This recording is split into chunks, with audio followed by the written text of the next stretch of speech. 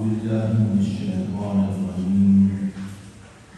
بسم الله الرحمن الرحيم. فمن شهد منكم شهر فليصم. صدق الله العظيم. یہ ماہ مبارک شعبان المعظم ہے. رمضان المبارک سے پہلے مہینہ ہے. اس میں رمضان المبارک کے لیے تیاری کرنی چاہیے. ہم اپنے جمعہ کے خطبے میں کافی دنوں سے حقوق کے موضوع پر گفتگو کر رہے تھے، جو تسلسل کے ساتھ سننے والے ہیں انہیں صحیح طرح علم ہے کہ ہماری حقوق کے بارے میں گفتگو بہت دنوں سے تسلسل کے ساتھ کچھ اجمالاً کچھ تفصیلاً مختلف طریقوں سے یا مختلف اعتبار سے ہم گفتگو کر رہے تھے. حقوق والدین کے بارے میں گفتگو کی، حقوق الزوجین کے بارے میں گفتگو کر رہے تھے، خاوند کے اوپر جو حقوق ہیں اس کے بارے میں گفتگو ہوئی. اب ہماری گفتگو کا سلسلہ یہاں تک پہنچا تھا کہ عورت پر مرد کے کیا حقوق ہیں. اس موضوع کو ہم چھوڑیں گے نہیں، آہستہ آہستہ آگے بڑھتے رہیں گے، کیونکہ یہ حقوق کے بارے میں جو اسلام نے ہمیں ترغیب دی ہے، جو ہم پر ذمہ داریاں عائد کی ہیں، ان کو سمجھنا، ان پر عمل کرنا بہت لازمی ہے. اور تقریباً ہر دوسرے تیسرے جمعے میں یہ بات ہم بار بار ذہن نشین کر رہے ہیں کہ یہ ذمہ داریاں، یہ حقوق کے متعلقات جتنے بھی ہیں، یہ اللہ اور اس کے رسول کی طرف سے ہم پر عائد ہوتے ہیں. کوئی ہمارے آپ نے بنایا ہوئے حقوق نہیں ہے کہ اس کو چھوڑا جا سکے، اس کو چھوڑ دیں. یہاں پر کسی فرد بشر نے یہ حقوق عائد نہیں کیے، یہ ذمہ داریاں ہم پر نہیں سونپی ہیں کہ ان کو ہم صرف نظر کر دیں، چھوڑ دیں، اس کی طرف توجہ نہ کریں، بلکہ یہ براہ راست اللہ اور اس کے رسول کی طرف سے ہم پر ذمہ داریاں عائد ہوتی ہیں. کیونکہ یہ ایک جملہ جو ہے ہماری سماج سے ٹکراتا رہتا ہے کہ نہیں، یہ بنی بنائی باتیں ہیں جو ویسے ہی ہم پر یہ چیزیں ٹھونس دی گئی ہیں، لازم کر دی گئی ہیں. اس میں قرآن اور حدیث میں اس کے متعلق کچھ بھی نہیں ہے. اور آج یہ لی جاتی ہے کہ اللہ تعالیٰ غفور الرحیم بخشنے والا. ٹھیک ہے، اللہ تعالیٰ واسع المغفرہ، اس کی مغفرت بڑی وسیع ہے، لیکن دوسری طرف اس نے جو حقوق عائد کیے ہیں، لازم کیے ہیں، اس کو چھوڑ دینا، اس کو صرف نظر کر دینا، ان کی طرف توجہ نہ کرنا، یہ مسلمان میں سے کوئی بھی نہیں رہتا.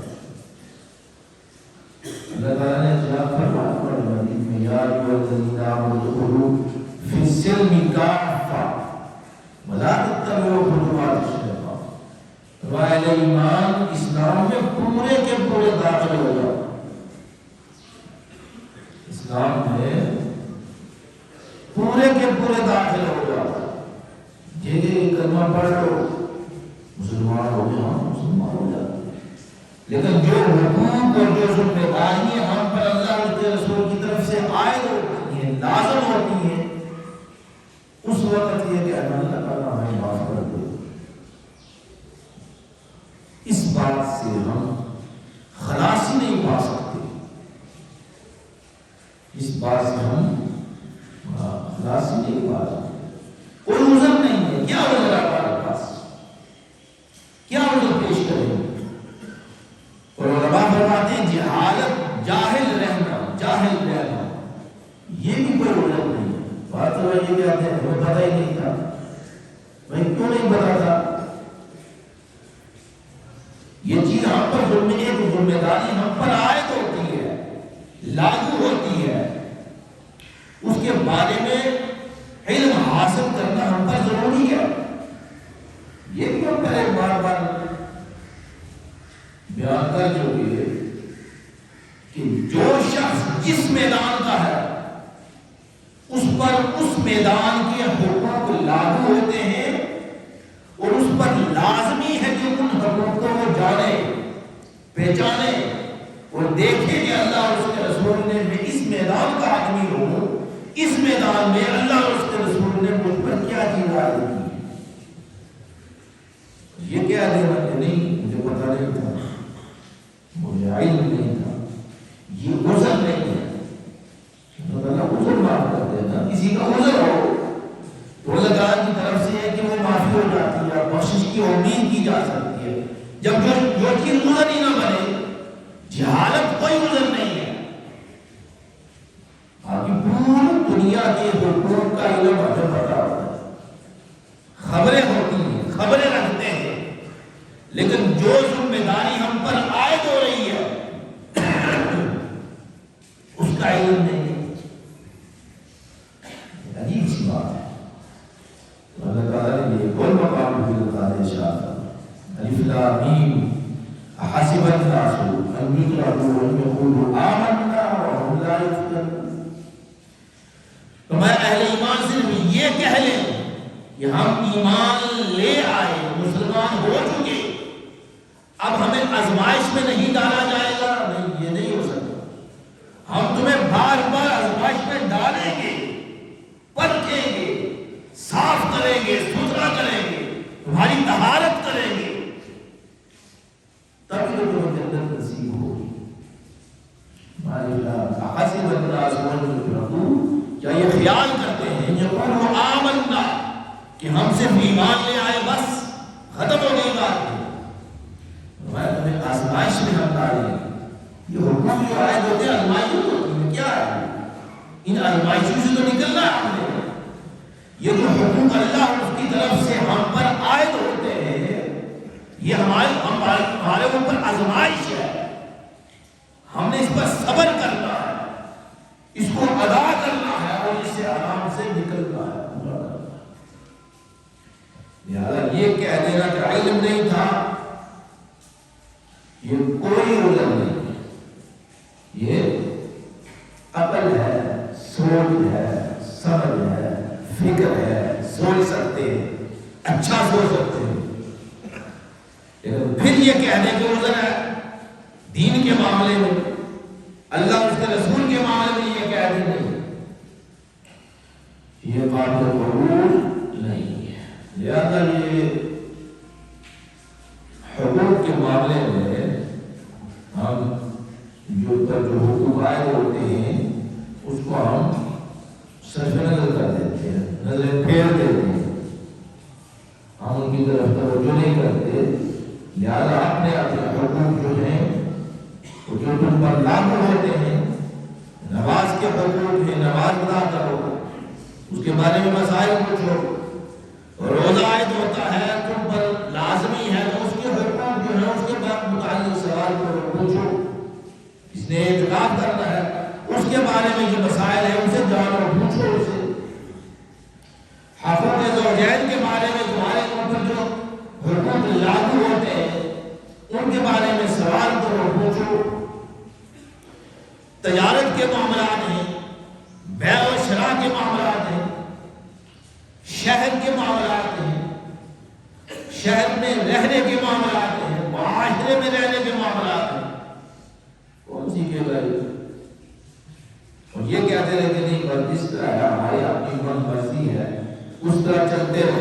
بس ٹھیک ہے ہم خلاصی پا جائیں گے، یہ نہیں ہوگا، نہیں ہوگا۔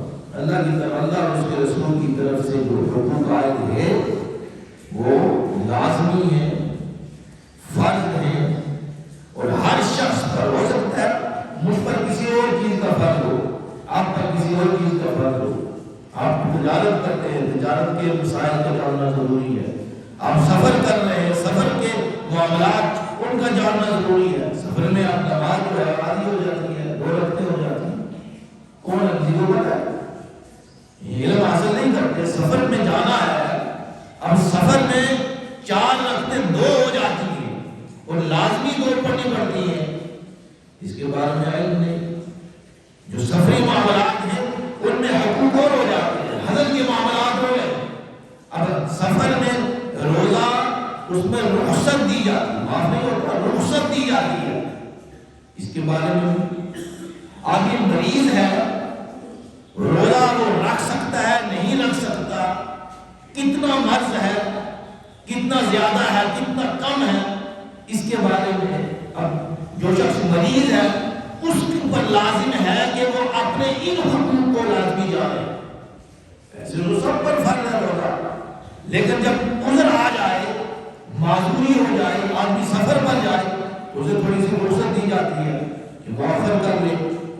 اسی طرح اگر مریض آدمی ہے اس کے لیے چھوٹ دے دی جاتی ہے کہ آپ نے روزے کو مؤخر کر لے، اور اگر اتنا مریض ہے، زیادہ یعنی بہت زیادہ مریض ہے، تو تفصیل کے ساتھ مسائل ہیں، ان کا جاننا اس مریض پر لازمی ہے۔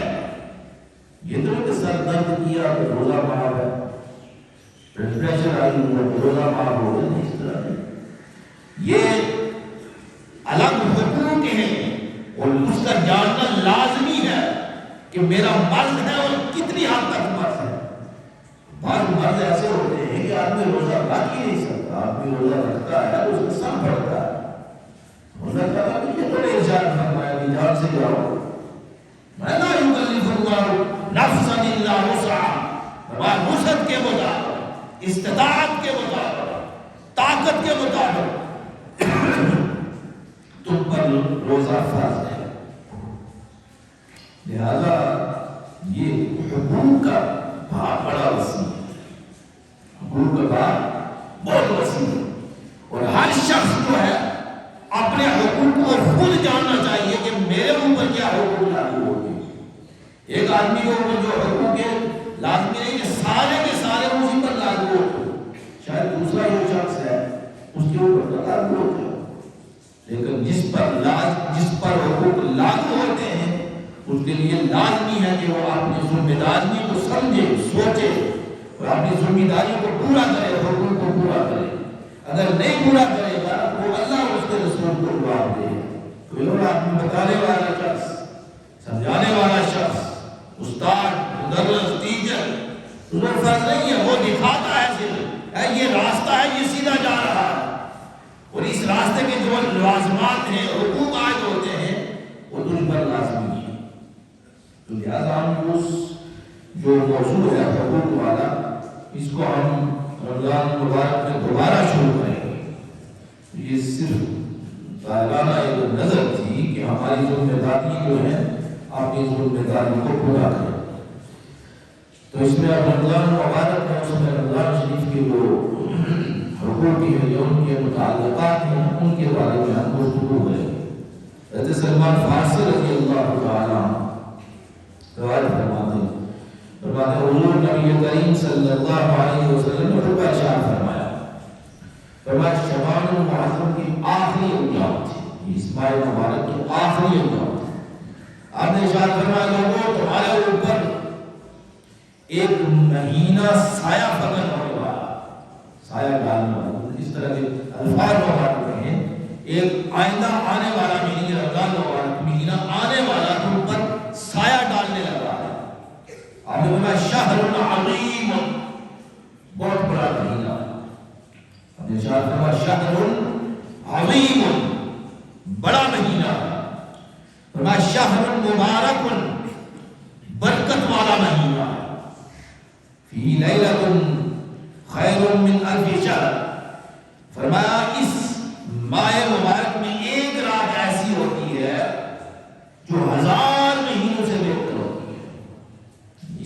رمضان المبارک میں ایک رات ایسی آتی ہے اس کو تلاش کرنا چاہیے، اسے تلاش کرنا چاہیے۔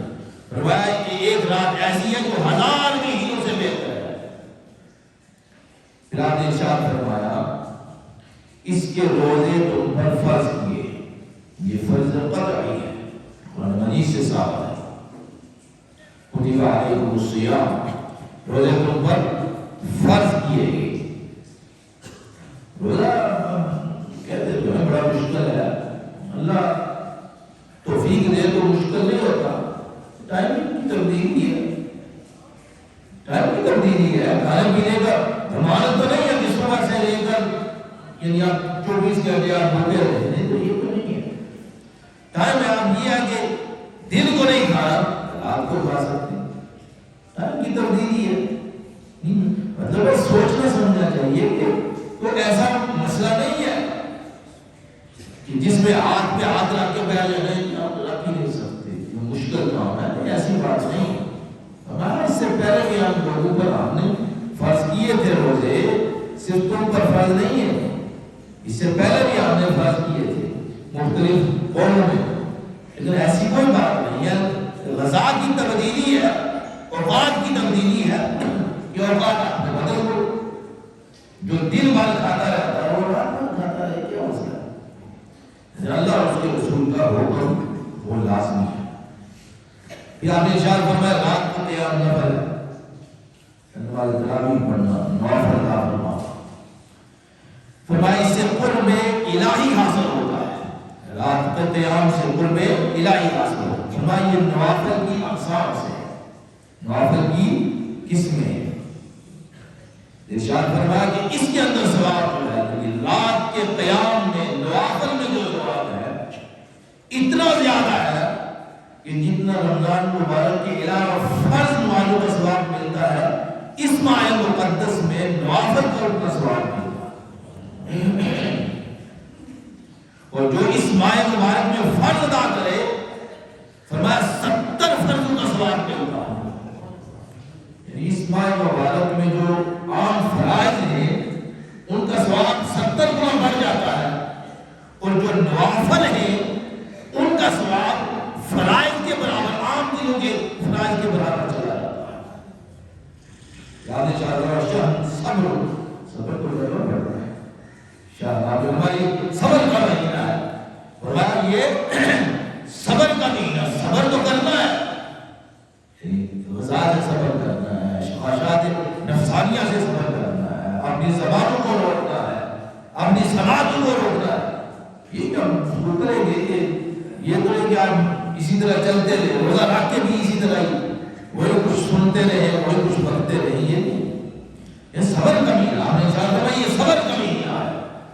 پھر آپ نے ارشاد فرمایا جو شخص صبر کرتا ہے، صبر کا ثواب اور معاوضہ کیا ہے؟ جنت ہے۔ اس کا ثواب کیا ہے؟ اس کی بدلہ کیا ہے؟ فرمایا جو صبر کرتا ہے اس کا بدلہ جنت ہے۔ پھر آپ نے ارشاد فرمایا شہر المواسات، یہ غم خاری کا مہینہ ہے، غم خاری، غم کھاؤ۔ کس کا؟ دوسرے کا۔ وہ آدمی غریب ہے، وہ آدمی فقیر ہے، اس کے بعد کھانا نہیں ہے، اس کا خیال کرو، اس کے بعد روٹی نہیں ہے، اس کا خیال کرو، اس کے بعد لباس نہیں ہے، اس کا خیال کرو۔ فرمایا یہ غم خاری کا مہینہ ہے، غم کھانے کا مہینہ ہے، دوسرے کے رزق میں شریک ہو۔ پھر آپ نے ارشاد فرمایا کہ ہمارا ٹی وی فرماتے ہیں اس کے ذمہ میں کہ سخاوت کرنا، احسان کرنا اس ماہ مبارک میں تمام لوگوں کے لیے لازمی ہے۔ یہ نہیں ہے کہ صرف فقراء پر خرچ کرو، عام لوگوں پر بھی خرچ کرو، احسان کرو، نیکی کرو لوگوں پر۔ آپ نے ارشاد فرمایا اس ماہ مبارک میں مومن کا رزق بڑھ جاتا ہے، شاید میں آتا ہے رزق بڑھ جاتا ہے، اتنا ہوتا ہے آدمی کھا ہی نہیں سکتا، من مرضی کا کھائے پھر بھی زیادہ ہوتا ہے۔ ارشاد ہو یہ آپ نے ارشاد فرمایا کہ مومن کا رزق اس ماہ مبارک میں بڑھ جاتا ہے۔ فرمایا خواہ فقیر ہو یا غنی، فقیر کا بھی رزق بڑھ جاتا ہے اور جو غنی ہے اس کا بھی بڑھ جاتا ہے۔ ہمیں ارشاد اس زمن میں ارشاد فرمایا کہ احسان کرنے کا حکم ہے، نیکی کرنے کا حکم ہے، اور اس کی حوصلہ افزائی کی گئی ہے کہ رزق بڑھنے کا معنی کیا ہے؟ یعنی مانوی طور پر رزق بڑھتا ہے، ظاہری طور پر رزق بڑھ جاتا ہے، ایک دوسرے کو کھانا کھلاتا ہے، دوسرے کو روزہ افطاری کرواتا ہے، اس طرح ہر آدمی اس طرح کرے تو رزق تو بڑھ جاتا ہے، مانوی طور پر برکتیں ہوتی ہیں، اس میں برکتیں حاصل ہوتی ہیں۔ آپ نے ارشاد فرمایا جس نے افطاری کروائی، جس نے اس کی افطاری کروائی، فرمایا اس کے لیے اس کے گناہوں کی بخشش کا سبب ہے، اس کے گناہ بخش دیے جاتے ہیں، پھر ساتھ ہی ارشاد فرمایا آگ سے آزادی ہو جاتی ہے، فرمایا بخشیت اس کے گناہوں کو بخش دیا جاتا ہے اور آگ سے آزادی مل جاتی ہے۔ مومن کے لیے جو آگ ہے گفتگو لمبی ہو جائے گی، مومن کے لیے جو آگ ہے آخرت کی، اس کی دھلائی کا سبب بنتی ہے، اس کو پاک اور صاف کیا جاتا ہے، پھر جنت میں داخل کیا جاتا ہے۔ اور اگر اس افطاری کروانے سے ہمارے گناہ بخش دیے جائیں اور آگ سے آزادی مل جائے تو آگے جا کر ضروری ہے کہ ہم نے یہ تجربہ کرنا ہے۔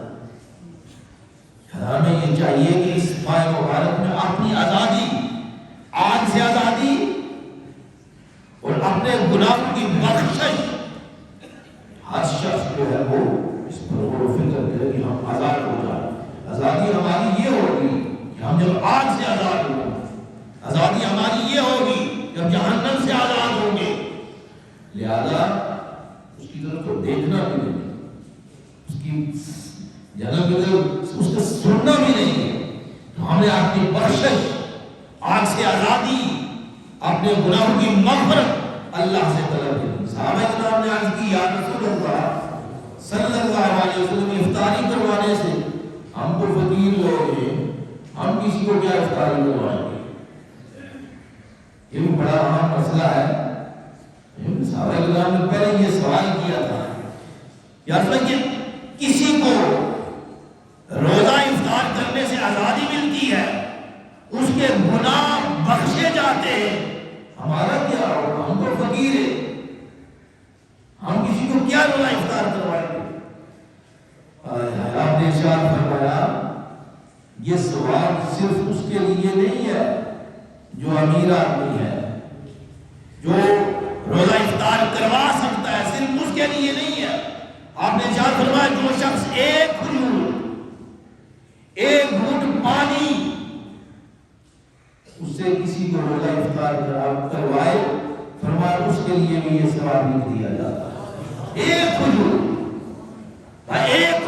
کسی کو افطار کروائے یا ایک گھونٹ پانی پلائے، فرمایا اس کے لیے بھی اس کے گناہوں کو بخش دیا جائے گا اور اس کے لیے بھی آگ سے آزادی لکھ دی جائے گی۔ یہ بھی مسئلہ حل ہو گیا۔ یہی مطلب ہے یہ کہنا کہ جو فقیر ہیں وہ یہ کہیں گے نہیں ہم تو بس ہمارے پاس کچھ بھی نہیں، ہم پلا لو، دودھ پلا لو، ایک کھجور کسی کو دے دو، انہوں نے فکر ان کو صرف یہی ہے کہ ہم نے لینا ہے، تو یہ بھی برباد ہو، لینے والے جو ہیں اس ماہ مبارک میں کوئی جگہ بڑھ جاتے ہیں، لینے والے بھی بڑھ جاتے ہیں۔ اب کسی کا کوئی حق ہوتا ہے یا نہیں ہوتا ہم بھی دیکھتے نہیں ہیں کہ اس کا حق ہے یا نہیں، اس نے جو اسٹارٹ کرنا ہے پورے سال کے لیے، یہ بھی چیزیں جو ہے وہ لاتی ہیں، بیماری ہیں مختلف معاشرے میں۔ ارشاد فرمایا کہ وہ شخص بھی بخش دیا جاتا ہے وہ ایک گھونٹ اور پانی پلا۔ پھر آپ نے ارشاد فرمایا جس شخص کے غلام ہیں، جس کے خادم ہیں، لونڈی ہے، غلام ہے، ان کا بوجھ ہلکا کرے۔ ملازم رکھے ہوئے، خادم رکھنا، ملازم رکھنا یہ شریعت سے ثابت ہے۔ یہ نہیں ہے کہ کام کے لیے وہ شخص ملازم نہیں رکھ سکتے یا کام ہلکا کرنے کے لیے کسی کو خادم نہیں رکھ سکتے، خادم رکھ سکتے ہیں۔ شریعت کا حکم ہے کوئی آدمی خادم رکھنا چاہے، ملازم رکھنا چاہے تو وہ رکھ سکتا ہے، لیکن اس کی بھی حقوق کی ذمہ داریاں عائد ہوتی ہیں، ان کے حقوق پورے کرے۔ یہ نہیں ہے کہ اس کو پاؤں کے تلے دبا کے رکھے کا حکمران ہو. ارے اگر تو اس کے اوپر حکمران ہے کہ تجھ سے بڑا یہ حکمران ہے. لہذا یہ نہ سمجھو کہ میں حکمران ہوں، میرے اوپر کوئی حکمران نہیں ہے. جس شخص کے اوپر کوئی حکمران ہے اس کے اوپر بھی ایک حکمران ہے جو اس کے حقوق اس پر لازمی ہے.